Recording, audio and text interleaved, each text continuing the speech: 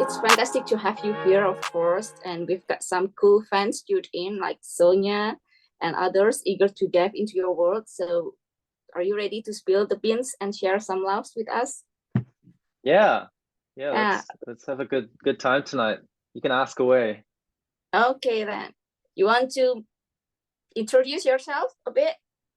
Yeah, sure thing. So, hey everyone, I'm Milky Day. I'm a producer and songwriter from New Zealand, but my ethnic background is Korean. But currently I'm based in Sydney, Australia. Um, I make music, really chill music, sort of in like lo-fi R&B styles. Um, I also love collaborating with people. Um, but yeah, I'm just excited to be here and to get to know some of you guys. So, why you choose your name Milky Day? It's unique, it's catchy, and honestly makes me think of breakfast cereal because it's Milky Day.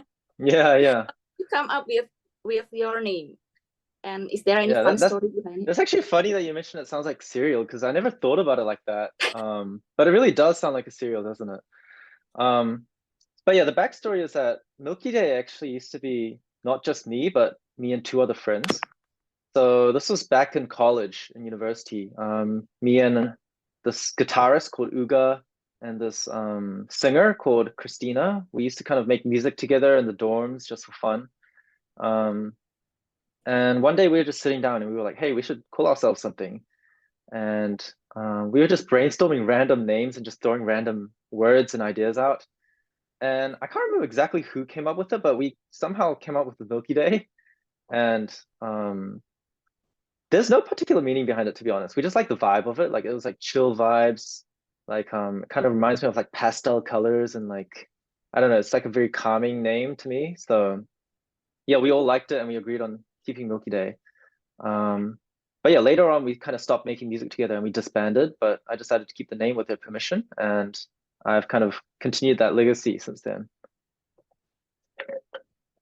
Okay, now sneak peek to your upcoming release. Everyone has been waiting for your next music, right? Can you give us a Mhm. hint or two about what's in store? Sneak peek. Yeah, so yeah, I have a couple of songs that are being prepared right now. My next release is probably gonna be this big collaboration actually with so I've worked with these two producers called Fred and Hain before. Some of my top songs are actually with them, like Fool, You'll Be Alright, Feeling Blue. Some of those songs are with those guys. So we made another track together. So very exciting. I'm also featuring an artist called Thomas Ng. He's actually a friend of mine, and we also have another song together called One Last Dance that did really well. Um, so yeah, that's probably gonna come out sometime next month. I don't actually have an exact date for that yet, but I'll let you guys know as soon as I find out. And yeah, the song itself is kind of about like yearning and like the uncertainties of like falling in love and stuff like that. And it was actually a song that I wrote a long time ago. It was actually towards the beginning of COVID. Um, and it's when I was like kind of having this thing with someone towards the beginning of COVID, but it was kind of like a COVID relationship kind of thing. And I wrote that song back then, kind of thinking about those feelings that I had. But I revisited that song recently and we brought it back to life. So I'm very excited. It's the songs, I don't want to give away too much, but it's like a very melancholic song, very like nostalgic, melancholic. So yeah, I think you guys are gonna love it. Can you spill a bit, like one phrase or two phrases? Can you sing it out here for You know us? what? I could honestly show you a little bit of it if you want. Yeah. Um, Sonia is so excited. yeah, hold on one second. I don't. Let me pull up the song. This can be like our listening party, pre-release Yeah, listening party. it's like a sudden listening party. Yeah, one second. Okay. Okay, I guess I'll have to share my sound.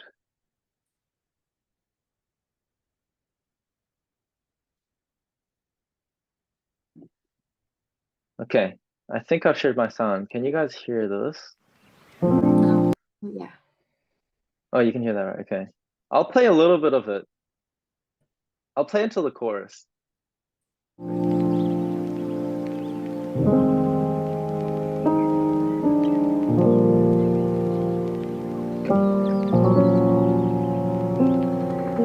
Blurred all the boundaries between us. Spending so much time as I find that I'm feeling confused. I have one question, if that's okay. Yeah, yeah. Go ahead. All right. I was wondering, do you ever think you'll do another tour in the future? Like years or months from now? Yeah, so I do want to go on tour, like, because I want to meet people, and like I also, I also like actually enjoy being on stage. This is something I didn't realize I enjoyed, but after doing a couple of shows, it is like a really fun experience. So I do plan on doing it in the future. Um, obviously, unfortunately, the tour got canceled and some stuff happened as well. Like I'm actually like not no longer working with the management I was with and things like that. So there's some changes that are going on. Um, but I definitely want to go on tour or do more performances overseas. Um, Unfortunately, I don't have anything planned, so it's hard to say when that will be, but hopefully in the next few years, at some point. That is Oh, my hi. question. Day, you remind me of the chocolate Milky Way. Yeah, so I wanted to know, how do you balance your heritage, the Korean music heritage, and the New Zealand upbringing, because it's quite diverse. So how does your music reflect it? Do you bring in both? What goes behind your mind? Yeah. So I definitely so these days I don't listen to as much Korean music, but when I was in high school and stuff, I used to listen to a lot of Korean music. It wasn't necessarily K-pop, but it was kind of like K-indie, K-ballads, like some K-R&B, stuff like that. Um, so I think the way I think about it is the music that I make now is kind of like like a accumulation of all of the songs and all of the sounds and like whatever that I've heard prior, during my life. So in that aspect, I think I definitely draw like inspiration from Korean sounds and things like that even now. Obviously some of my songs have some Korean in it sometimes. Like I think like 2 or 3 songs have some Korean lines in it. Um, but actually these days I'm kind of I'm leaning a little bit more towards like Western R&B and things like that. Just because, I was born and raised in New Zealand, which kind of has a more Western background. So I feel like it's a little bit more authentic to be like singing and writing in the more like Western style, which is how I was brought up. Um, but yeah, in terms of New Zealand, I'm actually not sure. I don't really know how New Zealand plays an influence in my sound. I know New Zealand's a really chill place, so maybe that's why some of my music's also chill. But I'm not sure about that. I'm sure it influences my music somehow, but I'm not sure. Yeah, yeah. Let me show you guys. So I want to show you guys something. This is the proper way to eat these. What you So do is like, as demanded.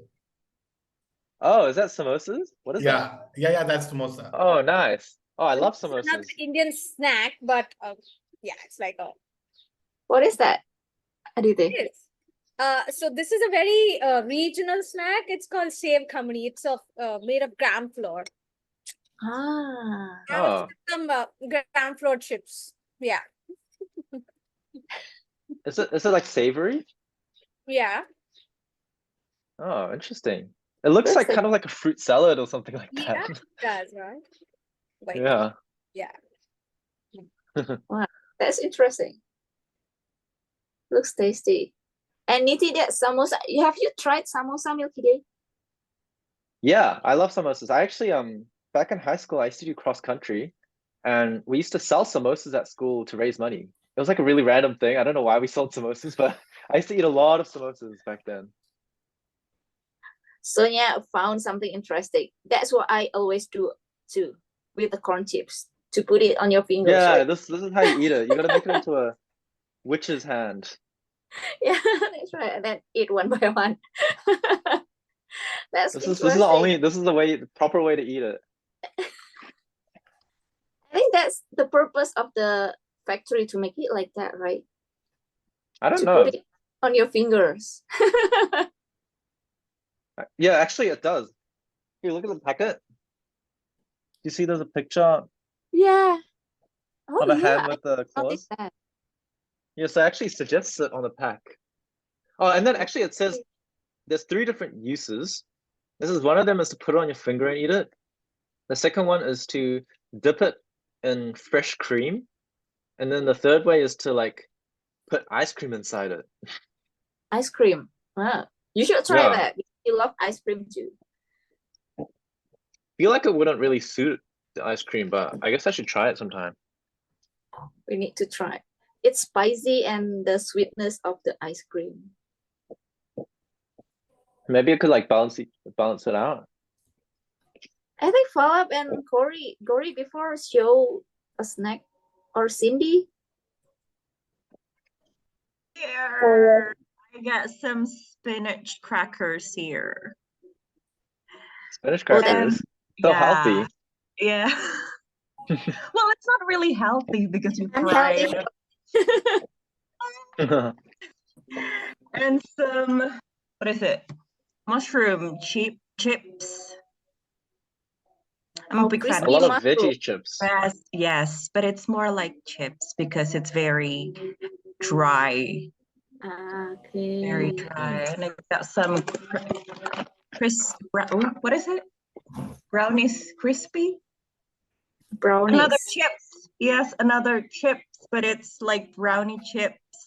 So we kind of, what is it? Smash the brownie into like very as thin as possible. And they create Oh, yeah.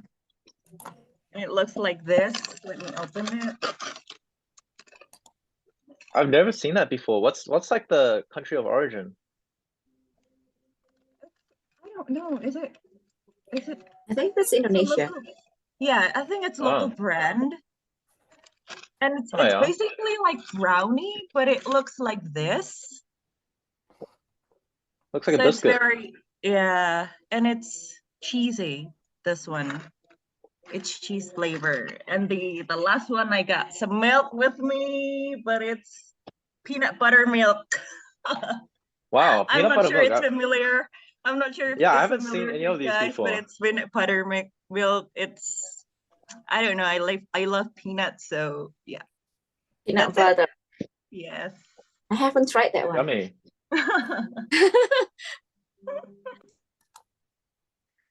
Corey said, what is it? She has what? Chivda. How do you read that? Chivda. It's chivda. It's peanuts and rice puffs fried. Okay, another peanuts. So this is called bakarwadi. This is again fried. It's a fried item mixed with Indian spices, and this is chivda. Both of these are chivda. That looks so yummy. That looks delicious. This one is both these are salty and spicy. This one is little tangy. Wow. You know, that looks like a great snack for like drinking. Because you know in Korea they have like what's called anju, like drinking snacks. Like that looks exactly like a drinking snack in Korea. So in Wow. India, Yeah, you are right. You are right. yeah, Yeah. We have some it's used as beverages here. Yeah, I can just tell. It looks like it. Sonia, do you have something? Or Nitin? You are mute. I have a question. Okay, again, so if there's like any artist in the world you'd want to collaborate with, who would it be? Any artist you'd like Ooh. or look up to? I actually get asked questions like that quite often. Like I get asked like who do I want to work with? Like who's my biggest inspiration? It's actually really, really difficult to answer that question. Because there's just way too many artists I draw inspiration from. But I will say I would love to work with Alina Baraz. I really like her sound. I think it would like complement my sound quite well as well. because it's very dreamy. I really like what DPR did. Like the whole, not just like, not specifically like DPR Live or DPR Ian or anything, but I just like their whole like movement, you know, like what it's about. It's just like a bunch of friends who had like a creative vision and they wanted to like, you know, impact the world and like make really good footage, you know, make really good videos and stuff like that. So I have a lot of respect for what they did. Who else? I don't know, it's hard to say. There's a lot of people I would like to work with. And it's also like, I don't really draw inspiration from like any one artist. Like I draw inspiration from actually like 50 different artists and like, it's kind of lame because it's lame that I can't give a straight answer, but it's just like way too many people that I look up to. Have you ever thinking of collaborate with some classical musician like Cindy asked here? Will there ever be a collaboration project between classical music with modern music? Yeah. I mean, so many like modern music nowadays, they like mix some, especially the one symphony, Mozart Symphony number 14, 40, I guess. Like so many musicians use that as a part of their songs, right? Is there any chance like you want to make something like that? Yeah, so actually I have this personal philosophy kind of thing where I actually don't really like to sample existing songs. So I think it's kind of cool when people do it and they do it in really creative ways, but I really want things to be like super original personally. So I do use some samples like drum samples and things like that, and sometimes vocal samples, but I don't really like to take an existing song and then like use it as a starting point for a new song because it kind of feels like I'm like sort of ripping someone else's idea off. I know I shouldn't feel that way, but I don't know, I just feel like that. So in that sense, I think I probably won't like use a classical song from the past, but I do want to work with like classical musicians. You know, it would be really cool to like work with an orchestra and do like live recordings for parts of my songs and stuff like that. I have actually had a friend who's a composer. He does film composing now, who's really good at like composing like strings. So I have actually worked with him on a few songs in the past. I think it was Listen to the Rain and also in my EP, and he like programmed some strings for me as well. So I'm open to that kind of stuff for sure.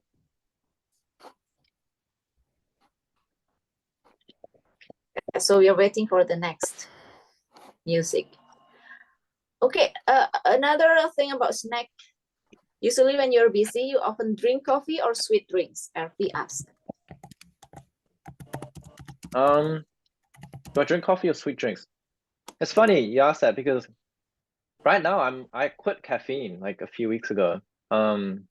Usually I drink coffee, you know, like everyone drinks coffee, right? But I found that like, well, first of all, I crash like halfway through the day at like 4 p.m. or so, and I don't really like that. And also caffeine can kind of like dry your throat out and stuff. So when you're like singing, it like makes my voice crack more. So I actually stopped drinking caffeine and instead I just drink like a big cup of water every morning. And actually, I feel like I feel more awake and I have more like sustained energy throughout the day since I started doing that. But definitely, you know, there's occasions when I still drink coffee because I feel like it. And I don't know if this is like a permanent thing. I'll probably get back on coffee at some point. I do enjoy drinking coffee. But yeah, sweet drinks I also like to drink if I'm really feeling tired or like after exercising or something to try to like replenish myself.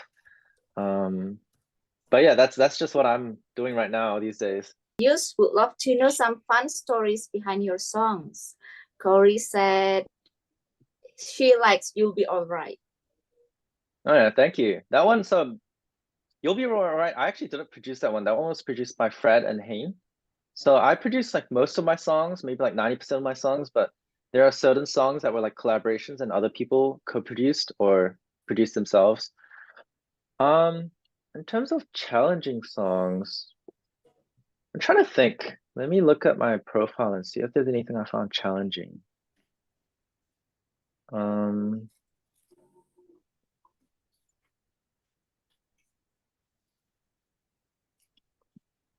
It's hard to say. I actually don't think anything in particular was like challenging. And I say that because I think the songs that are good enough for release, those are the songs where like once I start producing, like I'm really feeling it, and I just like can't stop producing, you know? Like some of the best songs I make like in a couple of hours, like when I'm just like in the zone. Um, and some of the hardest songs to produce are the ones where I'm not feeling the song or it feels a little bit forced and stuff like that. So sometimes it can be a bit challenging, not because it's technically hard, but just because I'm not in the right mindset or not feeling the emotions and stuff like that. But in terms of some fun stories, so actually this upcoming song that I gave you guys a sneak peek of, that song originated when me, Fred, and Hayne, and actually another lo-fi producer called Softy, we met up in a cafe in Korea like a couple of years ago, and we played this game where you basically like produce like one or two like couple of layers, and then you like switch. You like pass on your project to someone else, and then they pass on their project to you, and then you produce on top of that, and then you like keep circling around like that. And then it was actually one of the songs that came out of that game that we played. So I think that's quite interesting. But yeah, that's probably the most interesting story I have. And the music finally turns out very cool with that game. Yeah, like I'm surprised it turned out really well. Like obviously after we played that game, we were like, okay, let's actually make it into a song. We like they like spent time actually developing it and like arranging it and stuff like that. But yeah, it's pretty crazy how like you can get some really cool ideas within a couple of hours, like just playing a game like that. Oh, Sonia asked, have you went on tour anywhere else other than City of Miracle in Vietnam? What was Yeah, your favorite? so last year was actually the year where I got like a bunch of performance experience. Before that, I had done like one tiny show in college, and that was pretty much my only experience. But last year, you know, there was the festival in Vietnam. I also did two performances in Thailand. One of them was like Or it was songs to another. produce, if you had any, or like what was the most difficult, or like, you know, any favoritism or something like that? That's a good question. There's a couple of songs that I liked producing. I actually really enjoyed producing like Adore and Listen to the Rain. That was like when I was starting to get back into music after taking a break. And I think I was just really enjoying getting back into it. And like I just really like the very like down tempo, like nostalgic kind of vibe of those songs as well. And some songs that were difficult to produce. I mean, my EP wasn't like difficult to produce for like my most recent EP, Impulses, but it was like it was definitely more like a little bit more experimental than my other stuff. So I think in that aspect, like trying to figure out what I liked and what I didn't like about these new sounds that I was trying out could have been a little bit challenging to me, I think. It was a lot of like trial and error. Do you think you'll make another EP this or next year? Yeah, I definitely, you know, I want to make an EP like once every maybe 2 years or so. Maybe not this year because I think I want to focus on a couple of more singles and collaborations and things like that. But next year, I can definitely see myself working on another EP. Yeah. The thing is, like, I'm not sure how I feel about EPs versus singles because I know there are artists out there who love doing like albums and EPs. But I actually enjoy singles a little bit more.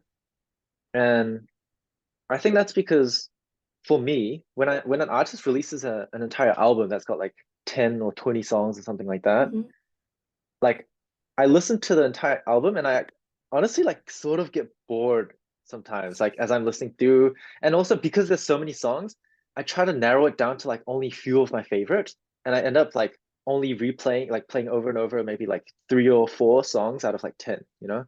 Whereas I feel like if you release a single, it makes me focus fully on that entire song and then on the single. And it really makes me appreciate it a bit more. So in that regard, I actually prefer singles. Yeah.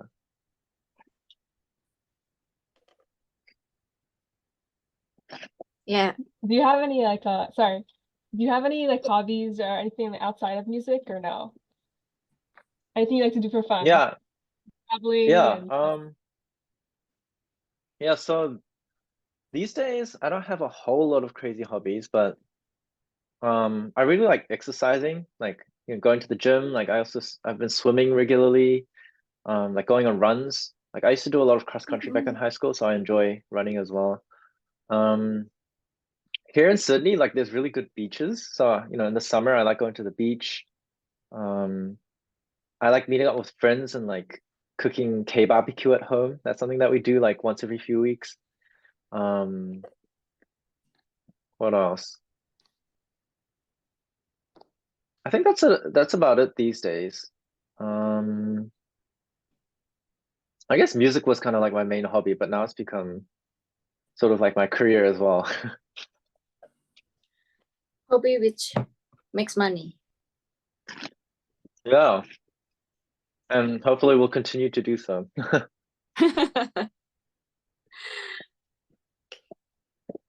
So what do you usually do in your spare time beside of making music, of course? Like the stuff that I just mentioned, I guess. I actually also I teach music as well. I do like lessons online with people. So I do that a couple of times every week. I like cooking. I've been trying to explore a bit more cooking as well, getting better at cooking.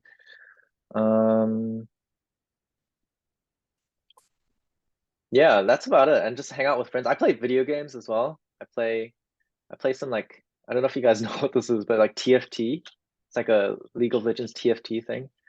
I play that. Yeah, that's about it. And what sport do you usually do? What sport have you been What doing lately? what sports? Sports.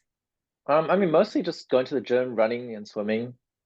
Um, I used to play a lot of other sports back in high school and university. Like I used to do the martial arts. I used to do like judo and like kendo. I used to be a lot into cross country.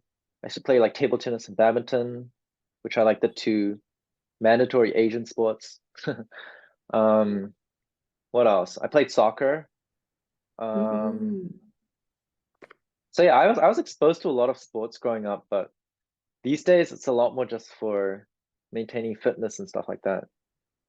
Yeah, you have to balance between work and sport, right? Okay, one more question. I think this will be the last one before we take picture. What's your favorite and least favorite part about being an artist? I know it probably gets hard sometimes. Yeah, so I think my favorite part is just that I'm able to share my experiences and feelings through my music. I think that's like quite a unique thing, it's not, I wouldn't even say I'm a very like expressive person in real life, like I don't go around like telling everyone how I feel and stuff, but somehow through music, like it's a lot easier. And I feel like it also like translates these feelings and emotions and experiences a lot better in some ways than words can. So I think that's really cool, being able to kind of like share my story and like my life journey with people like indirectly through my music. I think my least favorite thing is is that it's fueled by inspiration, and I'm not always inspired. It's actually something I struggle with like every day. And it's really difficult to find inspiration as well. It's not just something that you can conjure up out of thin air. You gotta build up inspiration from like, meeting people, like traveling, like you know, having life experiences and stuff like that. So I think that's something that I struggle with quite a lot. Okay, Sonia, do you want to say something to Milky Day? I think she is the most excited person for tonight. Yeah, because she sent messages. Yeah, Yeah. she's so excited. I just want to say like thank you for your music. Finding it back in 2023 through a friend. At first I didn't really listen a lot, but as time went on, I started to listen more and more, and then I got to realize like how beautiful your music was. I really enjoy that dreamy feeling and how nostalgic it makes me feel. And again, it makes me like whenever I'm sad, I can listen to your music because your music has like a whole ton of genres. You know, sad music, happy music, calm music. There's so much songs for different times and different feelings. And I really appreciate all that you've done for your fans, for me, for like yourself actually.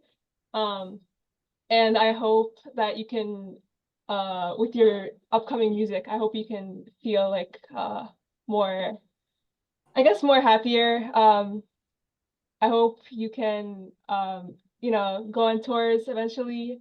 And again, thank you so much for all that you've done for your fans and everyone around you. We appreciate you a lot, and like we could have gotten through this life like without you, I guess. At least for me. Oh, thanks so much. That means a lot. That's like so nice of you. It's like it's so nice to like, you know, actually hear these kinds of things, because it's hard to like feel like I'm actually making an impact sometimes. You know, I'm just a guy in this room making music, you know. So I think hearing these things like makes it feel more real for me. So yeah, like, you know, I really appreciate that. And I'm glad that it's able to like, you know, help you through tough times and stuff like that. Thank you everyone for being here. Let's take a picture together. Can you please switch on the camera, everyone?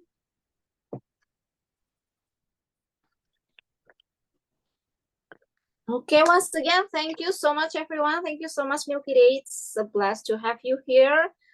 And please continue to enjoy your snack. Continue Yeah, thanks to everyone. use music and get inspired. Thank you, everyone. Have a good Yeah, night. thanks guys. See you Have a guys at good the night. next meetup. Have a nice evening, Milky. Yep. Thank you. Bye. Thank you. Bye-bye.